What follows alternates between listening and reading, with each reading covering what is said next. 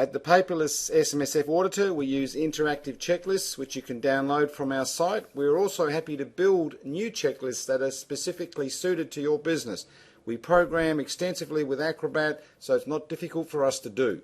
Here's an example of a checklist that we use, and it's designed to help your staff actually get the information to us so that you don't need to use seniors' time to prepare super funds for audit. Most of the checklists are built around a couple of key principles. The first is, as you can see, when you need to provide something, at an area at the bottom, it'll highlight why we need it from a legal perspective. This goes a long way to making sure staff and people understand that when audit information is requested, we're not being pedantic or difficult. It's an example of establishing the underlying legal principles as to why it's required. There's also pop-up help attached to these documents, and again we can put fields of your suiting in here.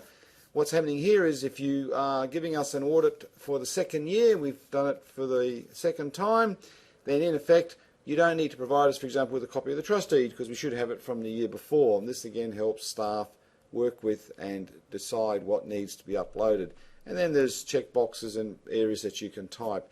The idea behind all this is very simple. We're trying to make sure that your staff or whoever's uploading documents can give it to us as accurately as possible and as efficiently as possible.